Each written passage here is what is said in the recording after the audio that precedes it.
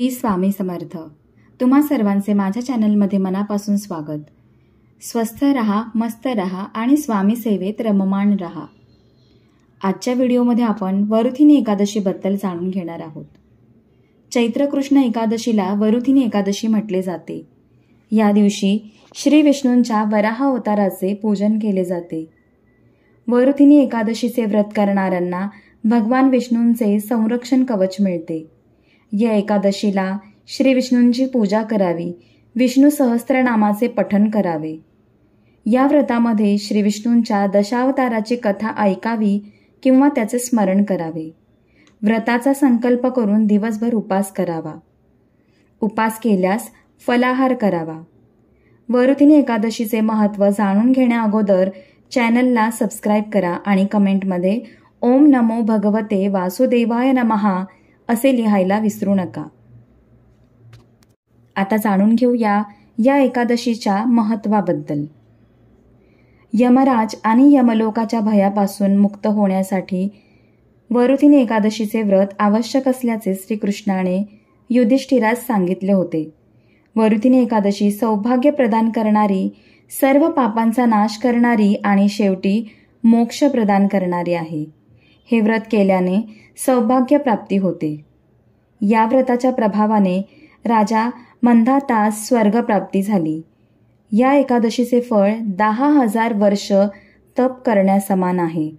कुरुक्षेत्रात सूर्यग्रहणावेळी 1 मण सोन्याचे दान केल्याचे जे फळ असते ते वरुथिनी एकादशीचे व्रत केल्याने प्राप्त होते. मनुष्यलोकात सुखाची प्राप्ती होऊन परलोकात स्वर्गप्राप्ती होते. गंगा स्नान केल्यावर जे फळ मिळते त्यापेक्षाही अधिक या व्रताचे फळ आहे.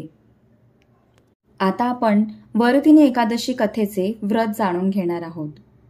या व्रतकथेचे पठन अथवा श्रवण केल्याने पुण्य लाभते. प्राचीन काळी रेवा अर्थात नर्मदा नदीच्या काठावर मंधाता नावाचा अत्यंत परोपकारी आणि तपस्वी राजा राज्य करीत होता. दानवीर राजा जेव्हा जंगलात तपश्चर्या करीत होता तेव्हा तेथे जंगली अस्वल आले आणि राजाचा पाय चावू लागले.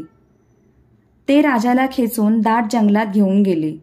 तेव्हा राजाने तपस्या धर्माचे पालन करीत विचलित न होता भगवान विष्णूंना प्रार्थना केली. राजाची प्रार्थना ऐकून भगवान विष्णू तेथे प्रकट झाले आणि सुदर्शन चक्राने त्या अस्वलाचा वध केला. परंतु तोपर्यंत अस्वलाने राजाचा एक पाय खाल्ला होता. याने राजा मंधाता खूप दुःखी झाला.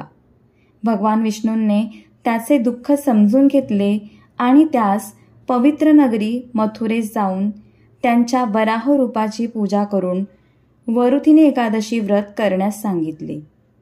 या व्रताच्या प्रभावाने पाय बरा होईल, कारण या पायाची दशा पूर्वजन्मी घडलेल्या पापामुळे झाली असल्याचे त्यांनी स्पष्ट केले. भगवान विष्णूंच्या आज्ञेचे पालन करीत राजा पवित्र नगरी मथुरेस पोचले. पूर्ण श्रद्धा आणि भक्तिभावाने व्रत केले, ज्यामुळे त्यांनी गमावलेला पाय पुन्हा प्राप्त केला. तर अशी आहे वरुथिनी एकादशीची व्रतकथा. वरुथिनी एकादशीच्या दिवशी या कथेचे पठन अथवा श्रवण जरूर करावे.